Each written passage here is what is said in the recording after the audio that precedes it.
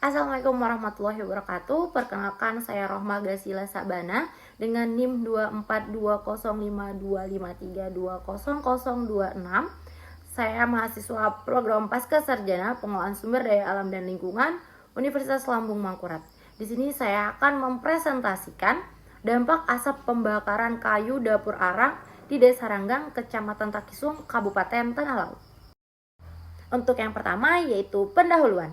Jadi Desa Ranggang itu terletak di Kecamatan Takisung, Kabupaten Tanah Laut, Provinsi Kalimantan Selatan, berjarak sekitar 15 km dari kota Pelaihari.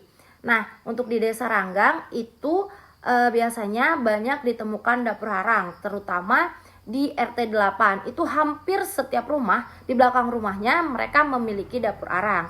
Dapur arang tersebut biasanya berbentuk kubah terbuat dari tanah liat, dan orang Ranggang biasanya menyebutnya dengan sebutan tungku. Untuk yang kedua yaitu dapur arang. Dapur arang ini biasanya bahan bakar kayu yang digunakan yaitu kayu alaban, limbah kayu ulin, dan akasia. Biasanya untuk satu kali produksi itu bisa mendapatkan 2-3 ton arang.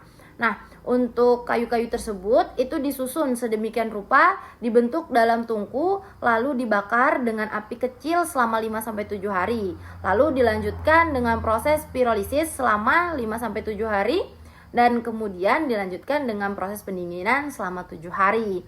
Bentuk tungku yang ada berupa tipe kubah atau tobong dengan ukuran keliling 4,5 meter dan tinggi 2,5 meter. Nah, yang ketiga yaitu dampak pembakaran kayu dapur arang. Yang pertama itu ada pencemaran udara. Bisa dilihat pada gambar, pencemaran udara di sekitar dapur arang itu sangat-sangat berkabut asap ya. Nah, pembakaran kayu arang mempengaruhi kualitas udara dan menghasilkan berbagai polutan yang berbahaya bagi kesehatan dan lingkungan. Polutan utama termasuk yang pertama ada karbon monoksida, lalu ada partikulat, dan yang ketiga ada hidrokarbon aromatik polisiklik atau PAH, dan yang keempat ada nitrogen dioksida atau NO2 dan formaldehid.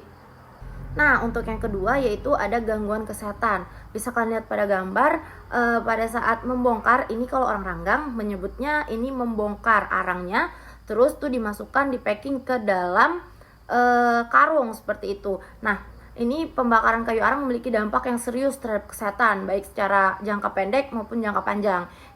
Untuk jangka pendeknya bisa seperti sakit kepala, pusing, mual, dan jantung berdebar. Dan untuk jangka panjangnya itu pada gangguan pernapasan, baik batuk, sesak napas, dan infeksi pernapasan akut. Bisa juga beresiko kanker. Nah, untuk bulan Oktober sendiri ini untuk warga Ranggang yang tercatat terkena ISPA itu sebanyak 2 orang. Belum lagi yang tidak tercatat, mereka yang kena penyakit paru-paru, asma, dan lain-lain itu masih banyak.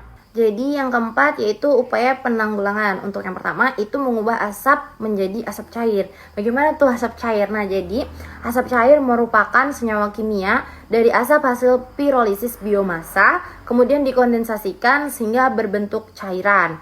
Komponen yang terkandung dalam asap cair ini secara simultan mempunyai sifat antioksidasi dan antimikroba.